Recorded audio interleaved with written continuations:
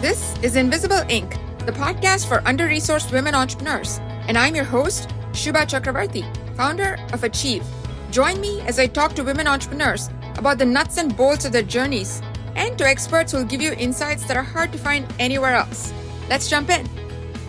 Are you the founder of a STEM startup suddenly dealing with the VC pipeline closing up? Are you intrigued by the influx of huge government funding, especially into climate-related fields, but even other sectors more broadly? Have you ever tried diving into the wide world of government grants, but quickly realized you're way out of your depth?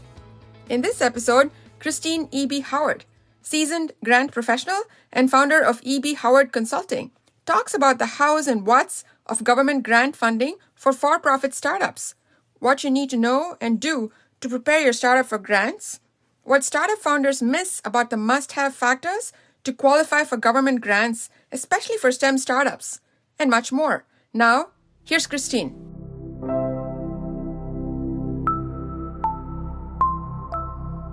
Hello, Christine. Welcome to Invisible Inc. We're so excited to have you here.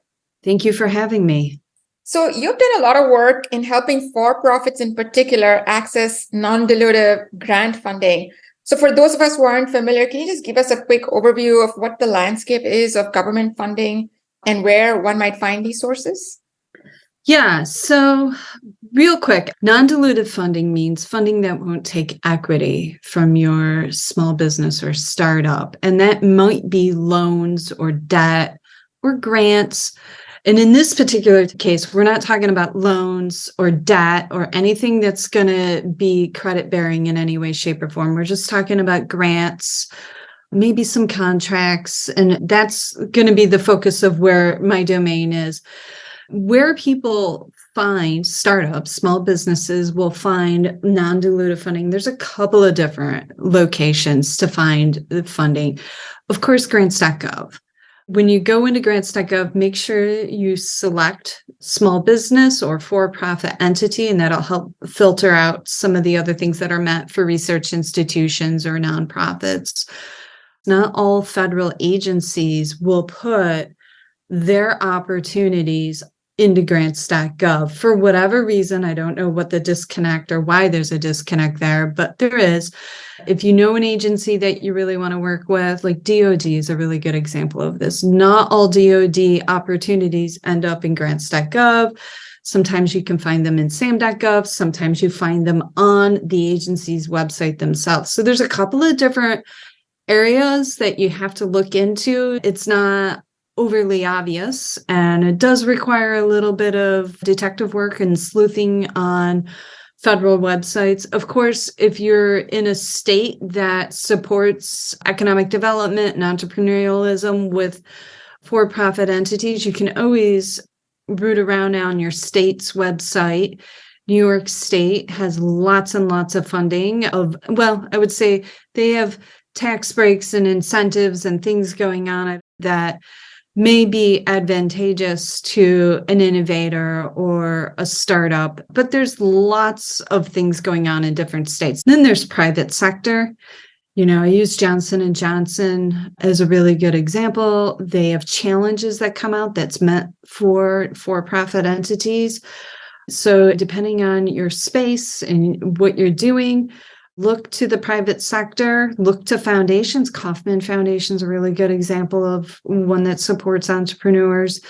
But it does take a bit of detective work and sleuthing around to figure out what's out there. It's not a one-stop shop. You gave an excellent example of the difference between some of the types of assistance as well as the entities that provide that assistance.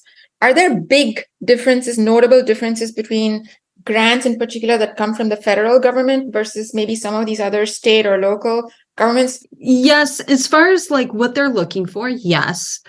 Dollar amount may play a role as well. And of course, then there's the whole registration process at the federal level. There's the mandatory sam.gov. And I would encourage anyone seeking any type of funding, get the registration done right away. Even if you're not planning on seeking government grants for another year, do it now. It'll save you a lot of headache down the road. Just get that out of the way. But everyone's got different registration requirements, timelines, award amounts. The applications are different from each other. I wish there was a one size fits all, but there isn't. So let's say that you're a startup founder, you're starting the search for grant funding in particular. Is there a hierarchy that you would recommend to a founder to say, start here and then kind of go down the tree? Well, there's a couple of things I would encourage them to think about. What is it that you're doing? And we always advise clients, funding should fit you. You shouldn't fit to the funding. You can get yourself into a lot of trouble as a business owner, having too many irons in the fire and spreading yourself too thin. Not a wrong approach, but without thinking through the funding opportunities. I don't know that there is necessarily a hierarchy, but it really depends on what you're doing. If you're doing something novel and innovative, say, for example, you're doing something with machine learning or AI, you might be better off looking at the federal government and maybe your state as opposed to the private sector, although private sector may have something that fits what you're doing as well. If you are like a consumer goods startup business, a bakery, maybe your clothing shop or consulting firm, funding isn't going to be the same for you as it would be for an innovator where there's a potentiality for large scale economic impact. That doesn't mean there isn't funding there. It just means it's different and maybe not as plentiful. If you are consumer goods, not doing something novel and innovative, say you're Joe's Pizza Shack, start at the state and look to private sector. Whereas if you're doing something novel like machine learning and detecting cavities in teeth, maybe the federal level is the place to start. But it really depends on what you're doing and what your industry is and what your sector is. Talk with mentors and advisors that could guide you on where do you start to look for non-dilutive funding. My default response is look at federal, then work your way down. But again, it depends on your industry and it depends on what you're doing. So one thing that kind of came through loud and clear is this affiliation or affinity between scientific, technological types of domains and the greater availability of federal funding. And my understanding is the SBIR, STTR program is a pretty big part of that. So can you just give a quick overview for those of us who aren't familiar what the SBIR, STTR programs are, how they differ from each other? So the Small Business Administration supports small business innovation research, SBIR, and then the STTR element is the tech transfer element of it. Essentially, it's the same funding, it just depending on what you're doing specifically. But that funding comes through the Small Business Administration and is administered to 11 participating agencies. So National Institute of Health, National Science Foundation, DoD, Department of Education, DOT, Department of Homeland Security, name an agency, there's probably SBIR funding in some way, shape, or form for for-profit innovators. SBIR is meant to demonstrate, there's a couple of different things that it does. The big ultimate goal is to spur on economic development and innovation. That is the ultimate goal, with an idea that whatever you're developing or working on, there's a commercialization element for it. So take your product to market.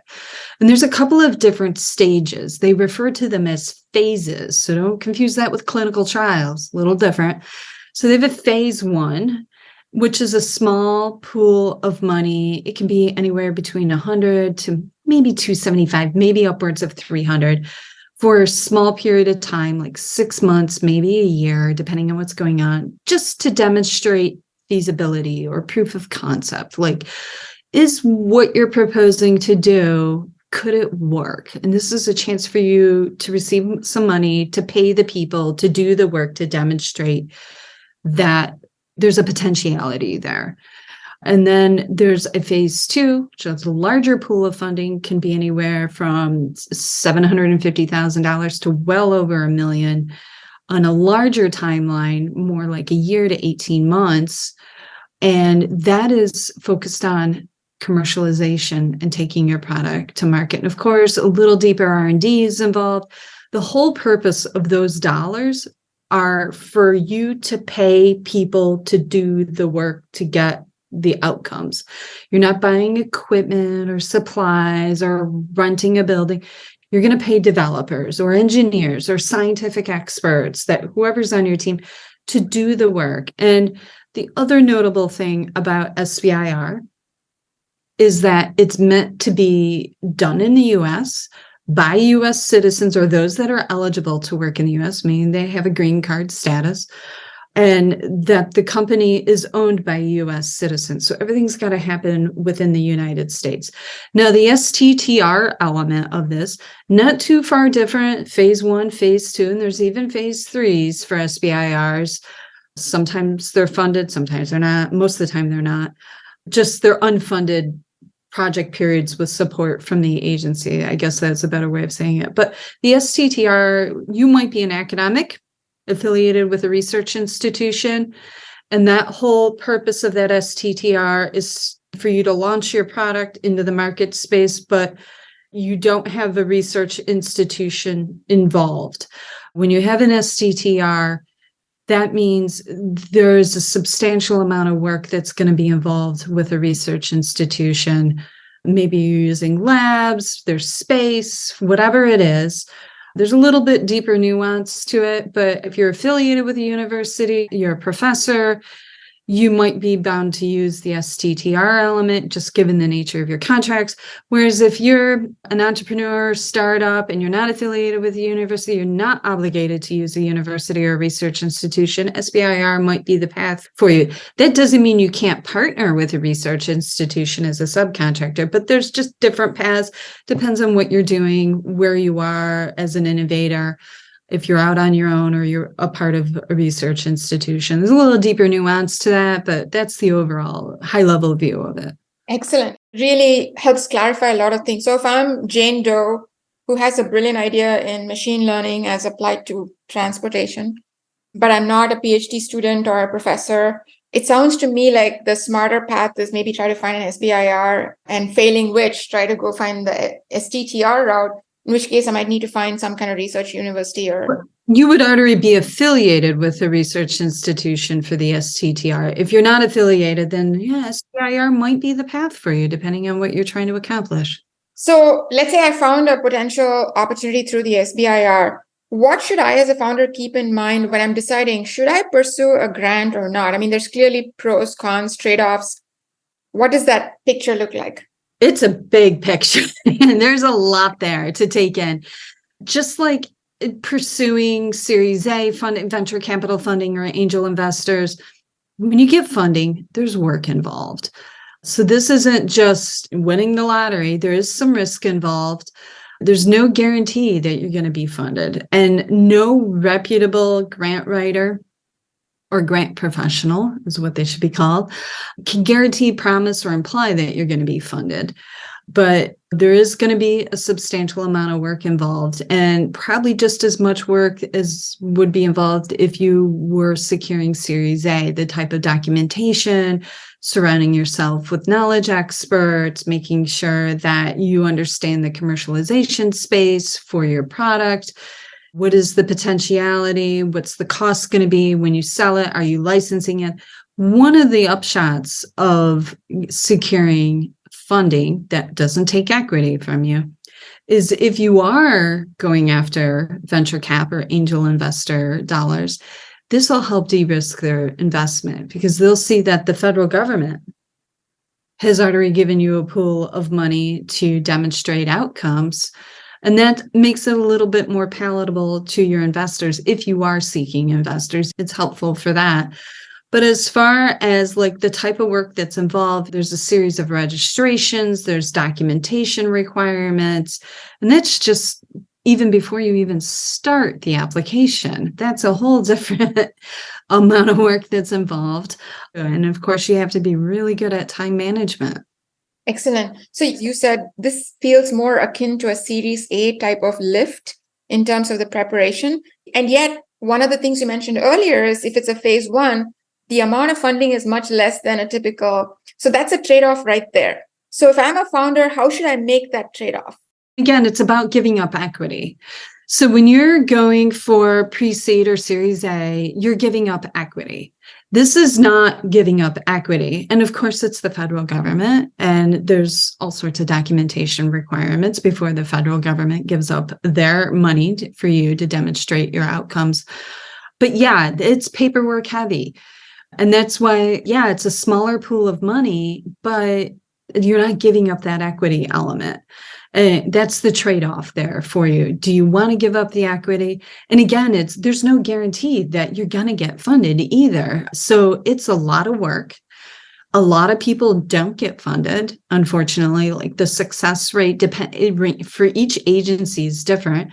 Some agencies, it's 13%. And other agencies, it might be upwards of 30%. It's highly competitive.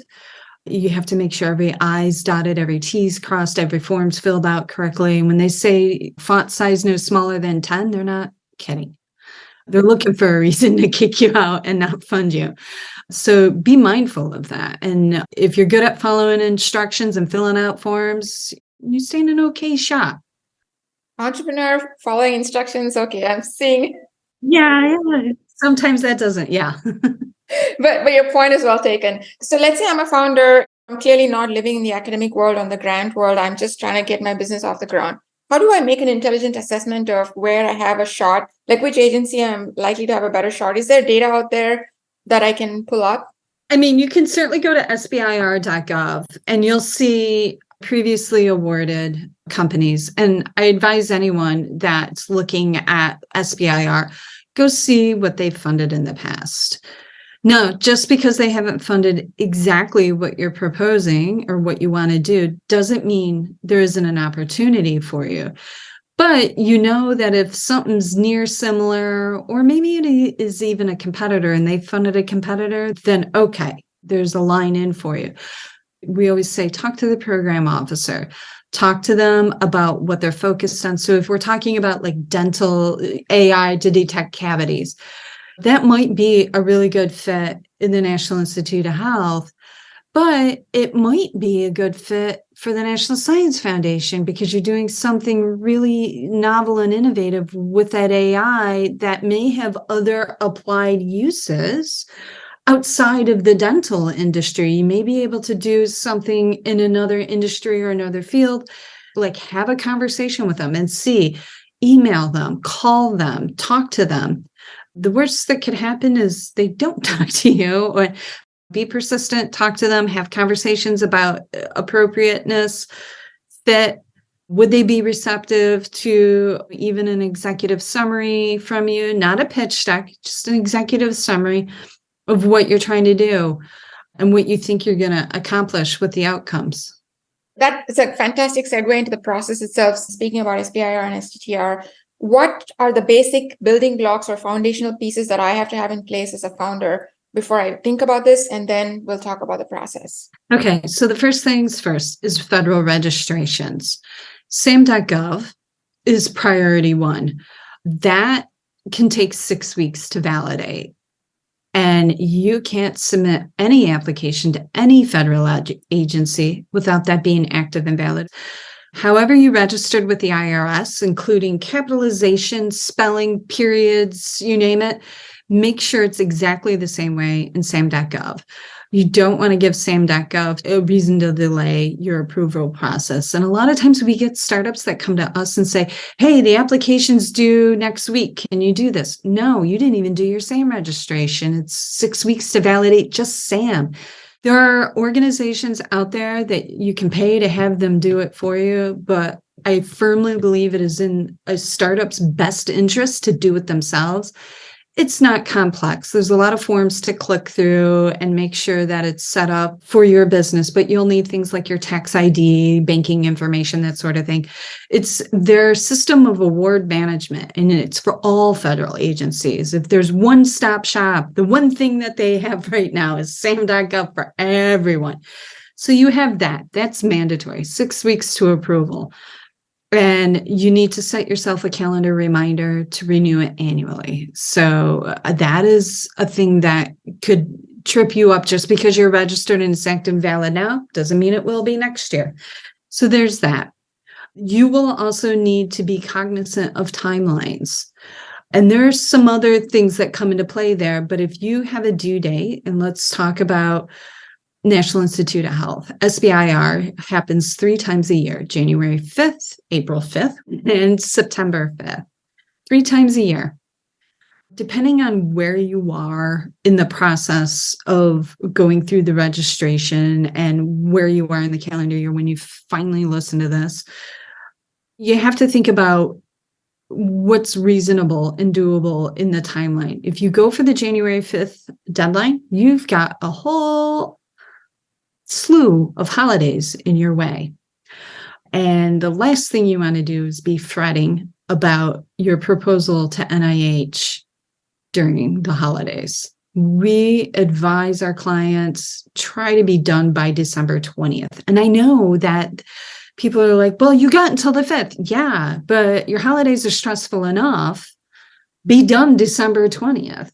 And then what we recommend, go back even farther. I would encourage someone to start working on their proposals 45 days out from the deadline.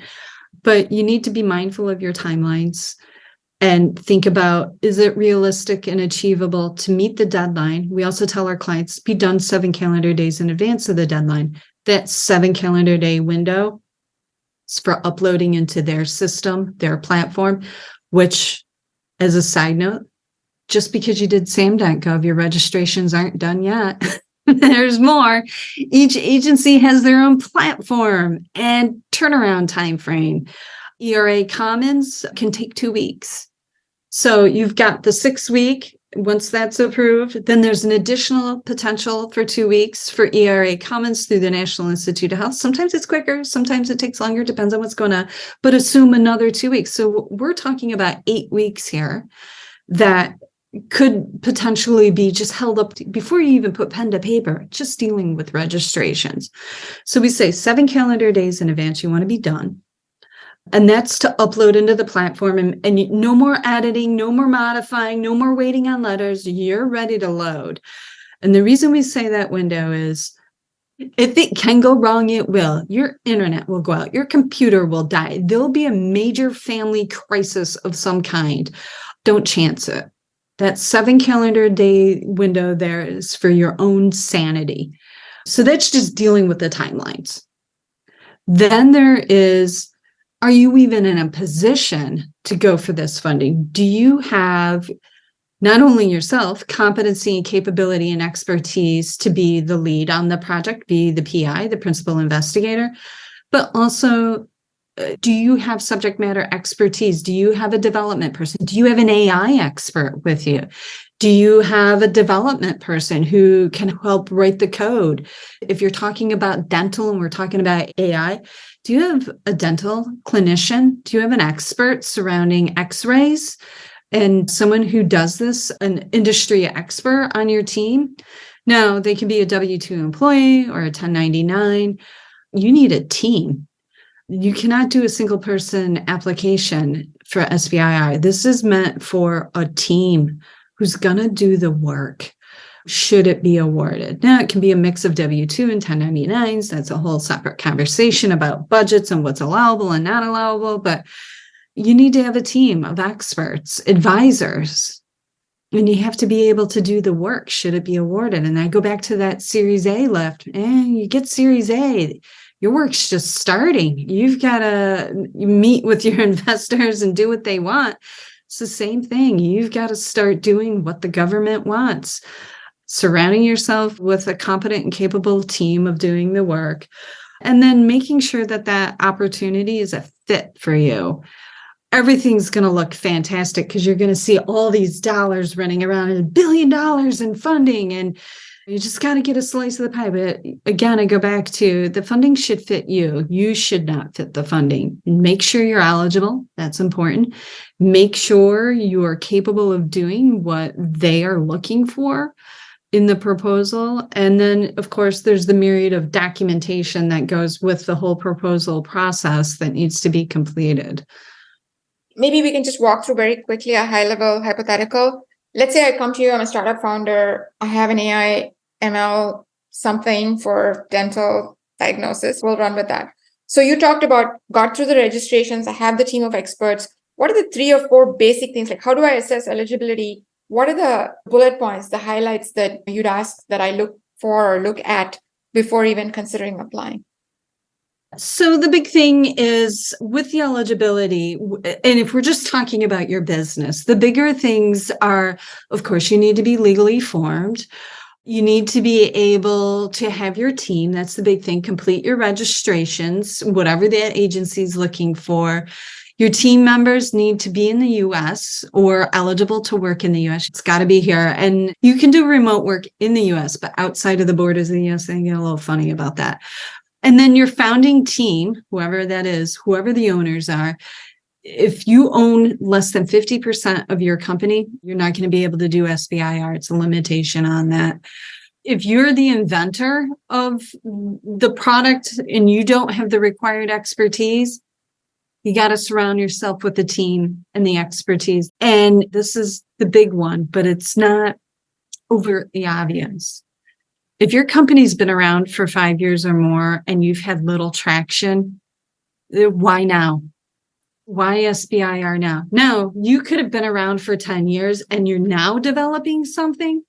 Okay, but if your innovation's been around for more than 5 years, you're going to have a hard time selling that to the government. That doesn't mean you're out of the loop completely, but just be careful of that.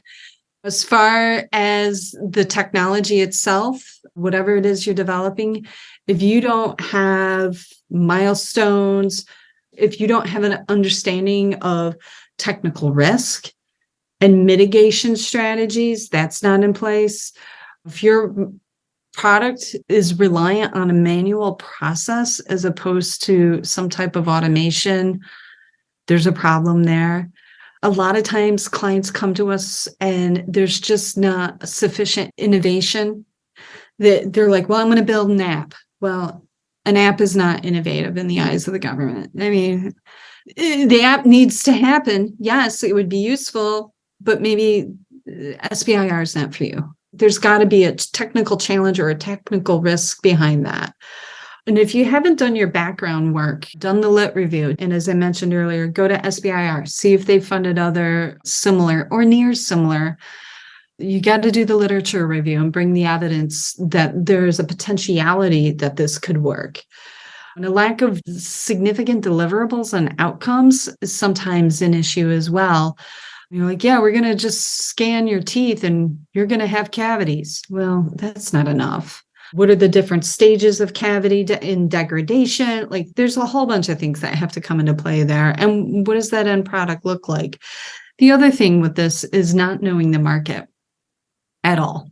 I have not done any customer discovery. And the differentiator between what the market wants versus what the market needs, if you can't tell the difference between that, or your end user versus the person signing the check or the one who has power of purse, being able to differentiate those things, those are important things. And probably one of the bigger red flags, if you're desperate for funding, this is not the place. SBIR is not the place for those that are desperate for funding. This is a well thought out and methodical process. And the turnaround time on grant awards is not quick. You may have submitted yesterday to NIH's April 5th deadline. You're not going to know the outcome till maybe September. And you may not be starting until December. That's how the government is. It can be in 6 months before you know the outcome of your funding opportunity. So if you're desperate for funding, SBIR is not the place for you. It just isn't. It's meant for well thought out investigative research to demonstrate outcomes.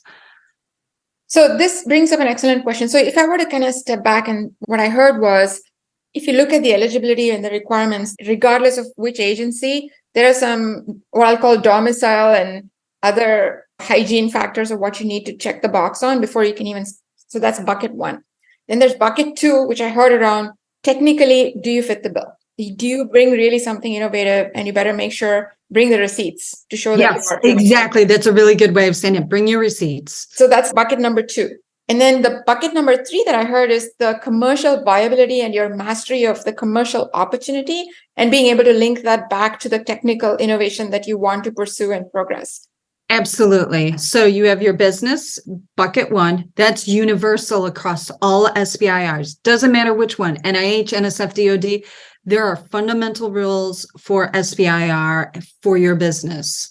Then there is the technical innovation requirement, and it might be slightly different between DOT, DOD, NSF, Department of Ed, what they're looking for, but they all are going to ask about the market potentiality and the market risk. They're going to want to know that there is a potentiality for traction there should you launch this into the market space. Excellent. So now I've decided that I am going to fit the bill. I'm not fitting the funding fits me. I want to go ahead. Can you give a high-level walkthrough of what the grant application process looks like and what I need to be prepared for as a founder? Okay, so first things first, there's a common theme here. Registrations are the first thing. Do those first. Second thing is you need to confirm your eligibility. Nothing like getting halfway through the application process to realize that maybe you formed as a nonprofit as opposed to a for-profit. You really need to confirm your eligibility status. And that's just dealing with the business and meeting all of the eligibility criteria for the business. Things like your tax ID, SAM, all of those things. Just that's the first thing. Then there are the instructions for the solicitation. Some of them will be very nuanced about, can you have human subjects involved or can you not have human subjects involved? You have the solicitation instructions. You also have the agency instructions. So you have to be mindful to be able to dance between those two sets of instructions. In the agency instructions, there'll be things like page limitations, font, how they want tables to look. Can you highlight things in red or yellow? Like how they want all proposals coming in the door. Then there is the solicitation instructions, which go over the questions and in the order they want you to answer them. And some advice that we tell our clients, they're like, well, this doesn't flow. This doesn't make sense. It's not supposed to. It's not supposed to flow. Answer the questions in the order they are asking them. And don't skip a question. If you don't have an answer, you still have to answer. If it doesn't apply to you, say, this doesn't apply to me, and then move on to the next one. You don't want to give the reviewers a reason to think you overlook something or you're not answering a question. You just follow the instructions. Answer all parts of the question. If you have a question statement that's like, is it yellow and red? Don't just say it's yellow. You've got to say it's also red. There's two-part questions, lots of run-on sentences that you have to address all elements for it. There are webinars, attend webinars. There may be Q&A sessions, go to them. No question is too small. That's what they're there for. Some agencies have dark periods where once the solicitation is out, you can't ask any questions from the time the solicitation comes out to the time that it's due. So you need to be conscientious of that. And if you have questions, get a hold of them, call them, email them. And no question is too small. Like I said, my only caveat to that is if the question is answerable in the two sets of instructions, the solicitation and the agency instructions, don't bog down the program officer going, what's the budget limit? It's in the solicitation. Don't ask them that. It's there. But it may be more nuanced questions like, am I allowed to spend money on Twizzlers? That may not be obvious in the instructions. Okay, fine. Ask the program officer, can I buy Twizzlers? Because we want to show teeth damage with sugar. I don't know what you're, and I keep going back to the dental thing because I do have a dental appointment tomorrow. So, but it's following through with that and work backwards from the timeline of when you want to be done and start planning things out, collecting letters of support. If they say you're capped at 3 letters of support, they're not kidding. They won't even look at letter number 4, and that could be the one that could have sealed the deal for you. If they say 1 page letterhead with a signature, they are not kidding. They want letterhead, they want a signature on that letter. So read every single piece of detail and nuance about what's allowable, not allowable, and what those expectations are. It is an undertaking, no doubt. And that's why I say it is like going after Series A. And in some instances, it may be a little bit more complex. But if you just take your time, read through everything, do it the old school method, print it off, grab a highlighter and start highlighting things and have it in front of you. That is the best thing to do. So this gives me a really granular picture of how heavy of a lift it is. Taking a step back again, I'm a founder. I have to create a strategy for my entire capital stack. Based on what you're saying, it sounds to me like if I'm going to pursue government funding as a bucket of capital, I'd better prepare for the long haul. Yes, it is a marathon, not a sprint. And to that point, I'd better prepare for the long haul, and I'd better at least tweak my business model and my go-to-market approach, for lack of a better word, to align with what a government might need. And then also have a backup option for funding, because it feels definitely a lower probability, less than a certainty for sure. I mean, 13% or 30%, majority of the time you're still going to get rejected, right? Even if it's 30%. Yeah, you're going to get, there's an upshot to this. You're going to get rejected. This just going to happen. And that's not the end of the world if you do. So the one thing as founders know, you're going to get told no a lot. You are going to make mistakes. You are going to screw things up. This comes with it. This is part of the screwing things up.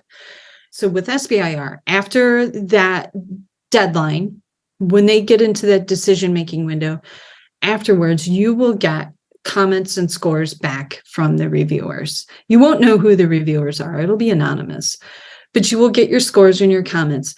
And a lot of times, most of the time, your reviewers have really constructive things and feedback for you. And you can resubmit your application, make the modifications, adjustments based upon what the reviewers had to say. Then you go from 13 to 30% likelihood of success. You're going to jump up to 60% likelihood of success because you're resubmitting, you're making the corrections, you're making the adjustments based upon reviewer feedback. And if you address everything and score really well, you're in a much better shot. I just had a client yesterday that resubmitted their application. They scored really well, but they were just a hair under fundability. And they were just minor adjustments that the reviewers, and they're subject matter experts, they know that industry, they know mental health really, really well. They're like, hey, when you do this, you should account for that. How are you addressing this? And they're like, oh, it didn't occur to us that we had to address for, I use an example, it didn't occur to them that they would have to think about multiple languages. They're like, oh, English. And I'm like, maybe you should consider either simultaneously developing a Spanish language version or have it as Spanish language for phase 2. But make sure the reviewers know that that's in the queue, because to them, you're just doing English. And they're like, well, what about Spanish speakers? What about other languages within the United States? Like, how do you address these things in the mental health space? And they're like, just that aha moment. But it causes you to go back and refine things. And it's an exercise in business development and your systems and your processes. So even if you aren't funded and you ultimately don't resubmit and you're maybe courting investors or whatever, this really is an exercise of like getting your paperwork together and really knowing your product and mapping out your timelines and what you need to do and understanding what the true budget is to really do something like that. So when you are talking to investors, you can say, look, I know this is going to cost me 1.5 million just to do this, to get it to market, blah, blah, blah, because you've already done the research. You did it for an SBIR application. You already know that space. It makes it much easier to court investors. You have developed that knowledge and expertise, and it's useful in other applied areas. So just because you aren't funded, it's not the end of the world. You shouldn't be desperate for government funding, but it'll help you down the road should you pursue other funding. And of course, you can always resubmit an application in the next cohort window if you're willing to play the game for another 6 months. I just love the point you made around how there are some ancillary benefits as well, even if you don't get the funding. That point is extremely well taken. So you've seen a lot of applications from startups for government funding. What are the most common reasons, if you had to bucket them, for grants getting rejected? Not following the instructions. We sometimes are pulled in to review an application. A client wants to, can you double check, make sure we dotted our I's and crossed our T's? And we'll go back to them and be like, you didn't answer the questions. Font, page length, budgetary allowance issues, just following the instructions alone is like the number one thing. The number two thing is not being a fit for the funding opportunity. What they're proposing doesn't even remotely align with what the agency wants to do. They're going to build Joe's Pizza Shack and they're chasing NSF because they think they need a pizza oven. No. I can't tell you how many times we've brought in, I'm like, yeah, I'd love to talk. And there's no engineering. There's no scientific knowledge. There's no scientific methodology involved. They're just not even there for it. Following the instructions, alignment, those are the fundamental things. And if you can cross those hurdles, if you can put together a compelling proposal, follow the instructions, have the research methodology in place, you're going to be given deep consideration by the reviewers. Whether or not you're funded, that's a different story, but at least be given deep consideration. And yes, we want our clients funded, but we want them in a position that the reviewers can give them deep consideration and give them good scores. Obviously, we want that, but also meaningful feedback that can help them evolve and grow as a startup. So sometimes the end game isn't always funding. It's their evolution as a startup is where they need to be. And to that point, let's assume that the registration part is done, but just for the substantive part of the grant application itself, what's a reasonable time frame? Let's say they're doing it on their own. They're doing it themselves. I would anticipate probably 250 hours of their time. The founders, the subject matter experts' time. 250 hours of time. And that is not like 40 hours a week, 7 days a week. It is, you have to walk away, think about things, set things down, come back, talk to someone, you're waiting for an email, that sort of thing. Minimally 250 hours of your time to do it. Typically, from a calendar perspective, is that like 3 months, 4 months? Yeah, it's about 3 months worth of work.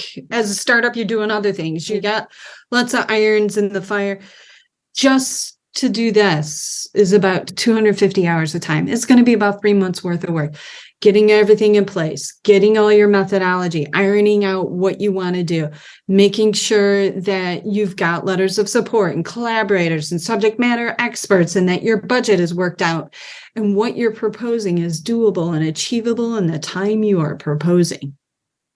So I want to touch briefly on one other source of support from the government, which is non-dilutive, which is, you referred to it earlier in terms of contracts, maybe other tax incentives, things of that nature. Can you give a very high level overview at the federal level of what those might be and how the founders' approach to securing that support would differ? What are the things that are different and what should they do differently to identify and then procure those opportunities? Yeah, so contracts, let's start with that. Contracts at a really high level, think of them like grants. Similar concept, you're not going to lose your equity. You will have deliverables at the end. So if we're talking, going back to the dental AI detection for cavities, they may come out with a solicitation that says, we need someone to build an AI model that will detect cavities in teeth. Okay. At the end of that contract, they want you delivering an AI model that can, without a doubt, 100% detect cavities in teeth. That's what they want. They are your customer at that point. They expect it to work. They have a time frame. So a little bit similar to a grant, not exactly the same, but there's a deliverable at the end. Now, again, grants.gov, great resource. SAM.gov, have a look in there. It's a great place to look for contracts. And there's all sorts of third-party websites that are out there for that. And as far as tax incentives go, talk to your accountant. Your accountant should know these things already. Sometimes they don't, and there's nothing wrong with it. But if they do, they should be making sure that your taxes reflect that you're doing R&D and that you're taking advantage of those tax credits.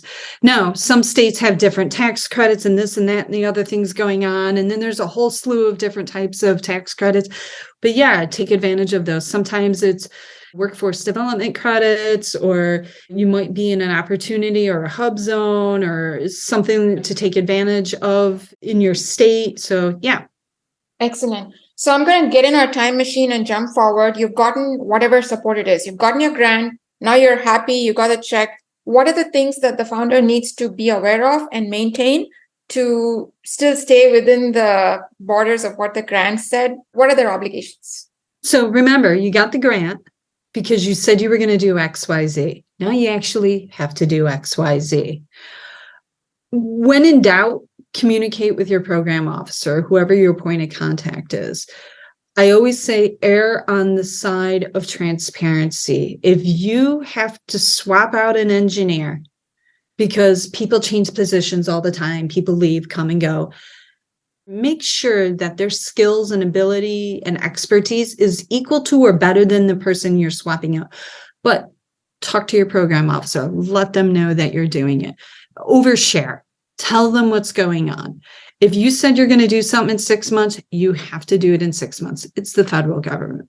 That's the first thing. Make sure your accountant knows how to classify those grant dollars within your accounting system in your books, because it doesn't sit in the same location that you think it does. And your accountant needs to know where that goes and where those dollars are going to.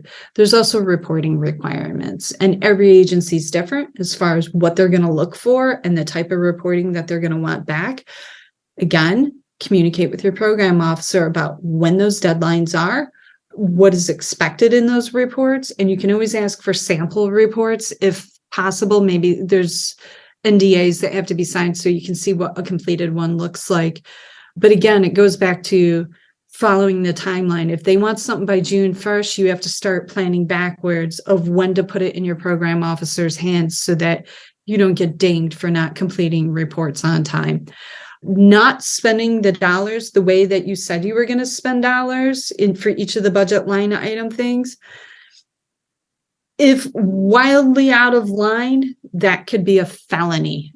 I'm not kidding. Like, misappropriation of federal dollars is a felony.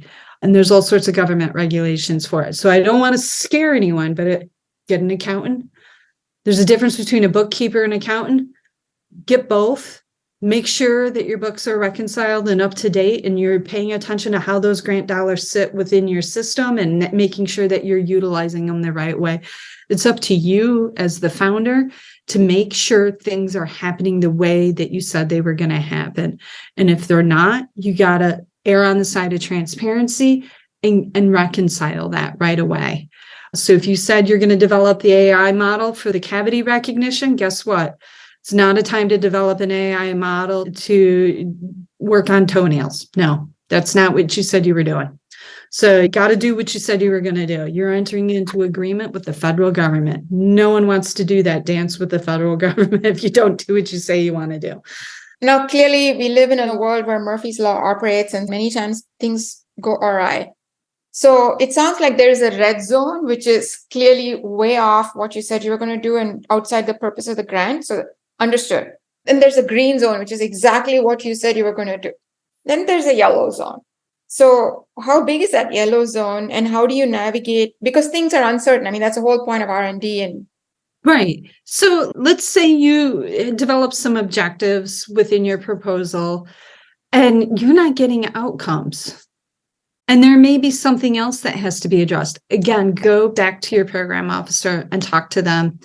And again, I always go back to err on the side of transparency with them, almost like a shadow team member is what they end up turning into. You want to let them know, look, we're not getting the outcomes. We've done X, Y, Z, and it's just not working the way we thought. We're not achieving our objectives. You're not going to get dinged for not achieving your objectives because you tried. You'll get dinged for not achieving your objectives if you don't try. That's the thing. You have to try. You have to show some good effort and meaningful effort to trying to get to those outcomes. And they're going to want to see that meaningful effort and walk them through, like, here's what we did, and it's not working, and we don't know why, and maybe we're using the wrong AI model, and we're going to need a 3-month extension. Talk to your program officer. Again, err on the side of caution and just be transparent with them. Things happen. Hurricanes happen, tornadoes happen, power outages, floods. They get it. Those are things that are outside of your control. But again, communicate with your program officer. So when the grant is given, do they say, hey, you have to communicate with us, you have to submit a monthly report? Almost sounds like they're a shadow board member, if you will. Kind of, sort of. It's more like, depending on how long your grant award is, would dictate how often they want reporting.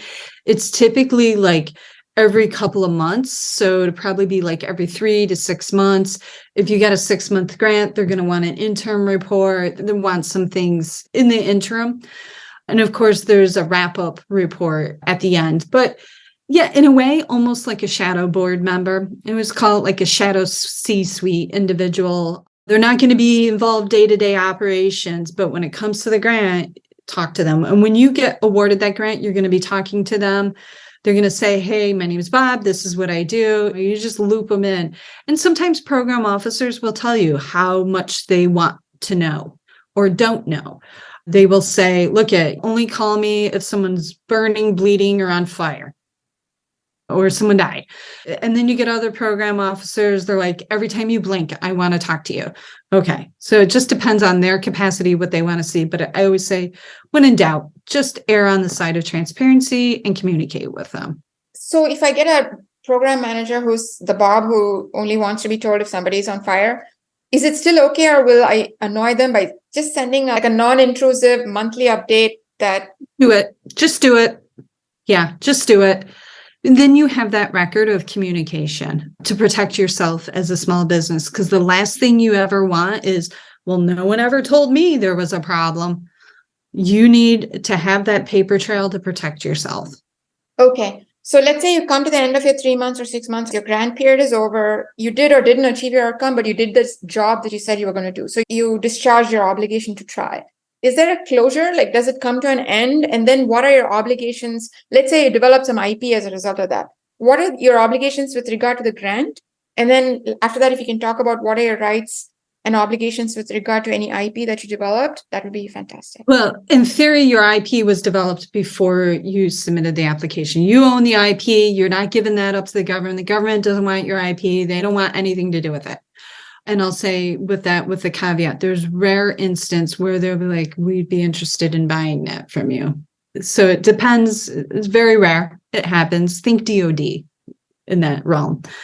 So the IP should already be locked down on your end prior to grant application. This is submitting your patents, making sure that you've gone through that process.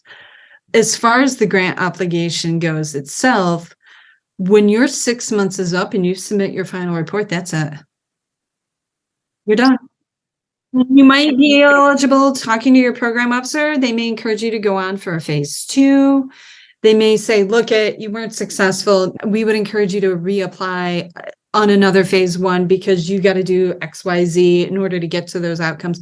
They may say that to you, but you're under no obligation to go for a phase 2. You're under no obligation to go for an additional phase 1. You may decide that's not worth chasing, or you're going to market anyway and you don't need the government. That's fine too. But when you're done, you're done. That's it. Got it. So this may or may not be a feasible question, but have you ever seen instances, or can you think of circumstances where I might apply for more than one source of funding within that same time window?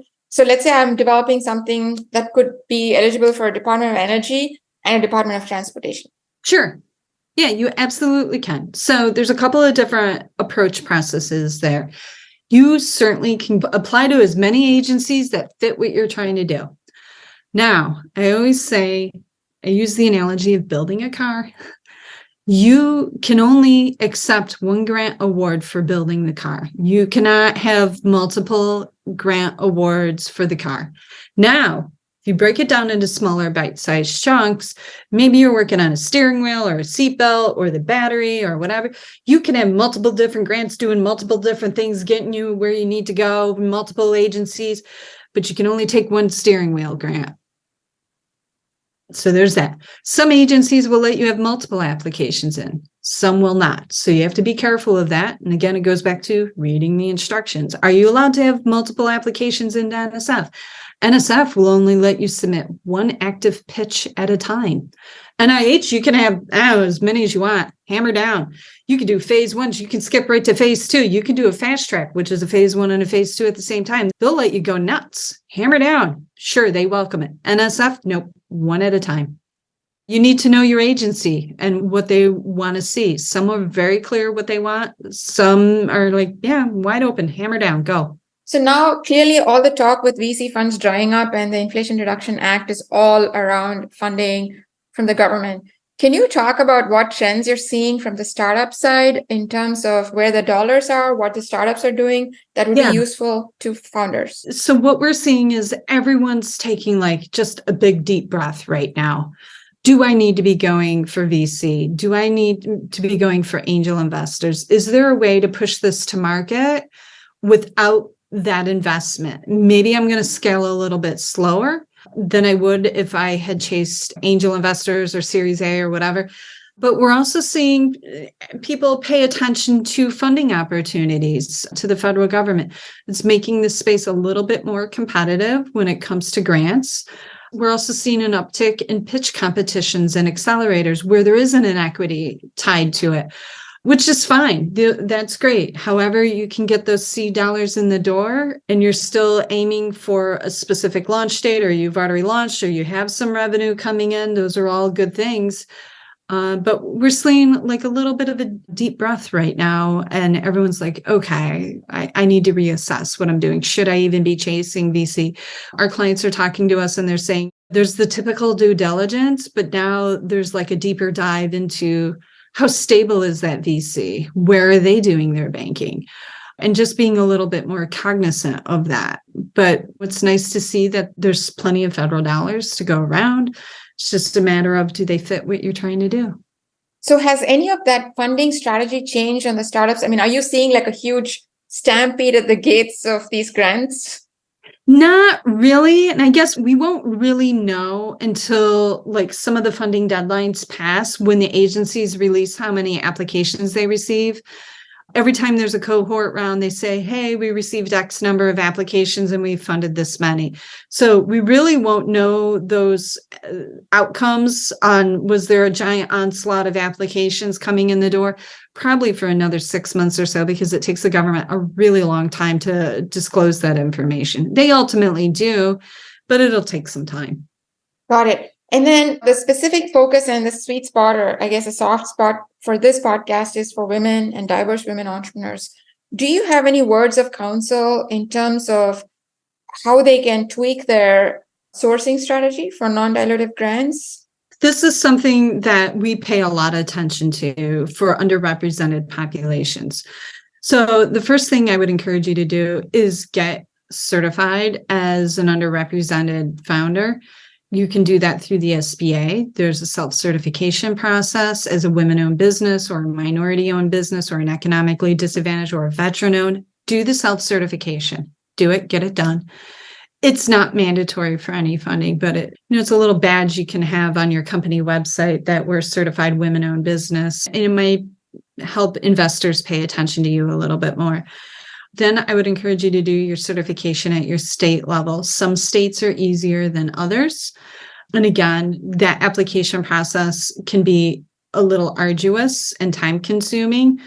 I know for myself, no knock on New York State, but definitely was an exercise in making sure I had all my documents together. And it's a learning process for you as a business owner. You need to know where these documents are and where you store them. And do you have these things, and getting all your paperwork together. It's not a quick certification process at the state level. It does take time because they really do check you out and make sure that you are who you say you are. As far as specific funding for underrepresented populations, the dollars are out there. They're not as plentiful as they are at the federal level. You'll see grants that could range anywhere from $5,000, $50,000, maybe $75,000 or $100,000, but you're not going to see like $1 million grant for a women-owned business. It's very tiny. Whereas the federal government could be $275,000 to $1 million, well over $1 million, depending on what's going on.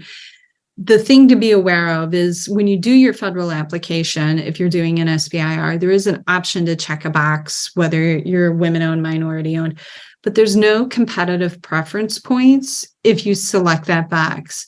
There's an argument to be made about not even disclosing that you're a women-owned business at the federal level. This is kind of like the dark side or the downside of this is reviewers are still humans.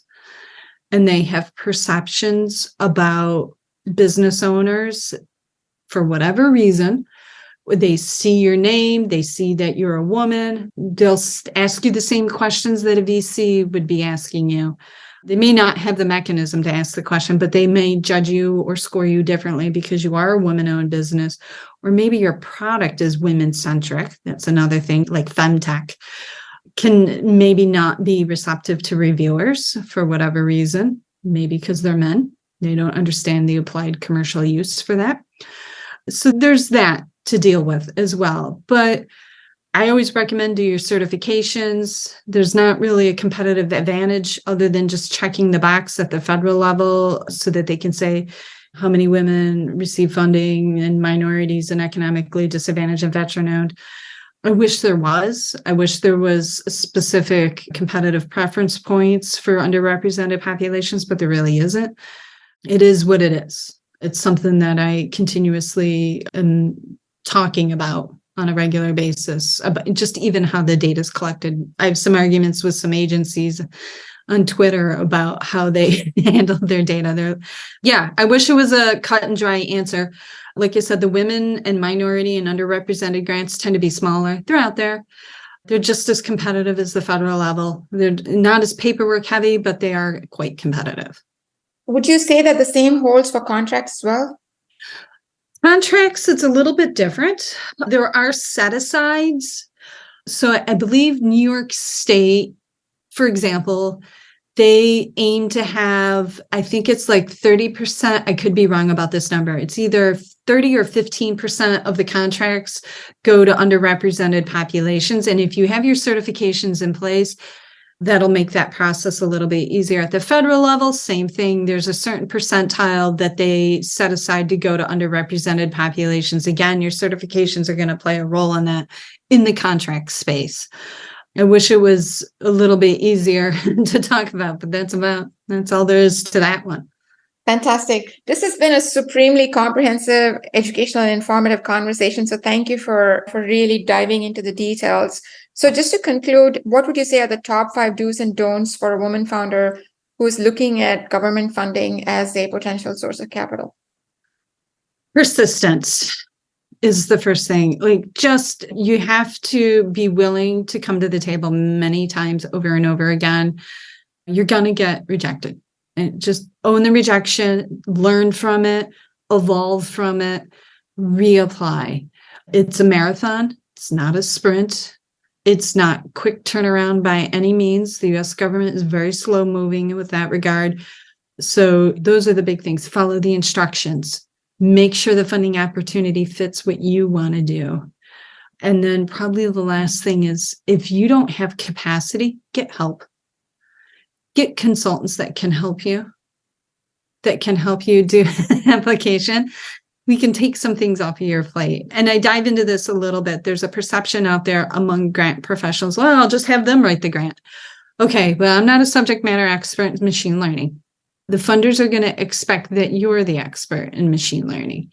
I can make sure that, all your bullet points and everything's filled out and have really good grammar and all your budgets in alignment. And I can find logic leaps on what you're proposing to do and that sort of thing. But I'm not going to be able to write your algorithm formula for you. You should be doing that. My job is to prepare your proposal. And as far as what the R&D is going to be, that's on you.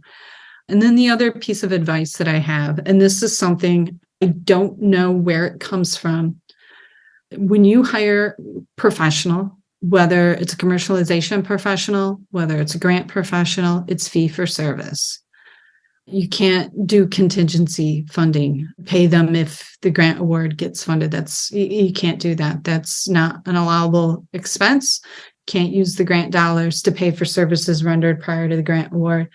I go back to that conversation about misappropriation of funds and doing that dance with the IRS. No one wants to do that. So just be cognizant of that. Not every professional has subject matter expertise in non-dilutive funding, working with startups. Some focus on grassroots organizations. Like for us, we work in the non-dilutive space. We work with startups all day long.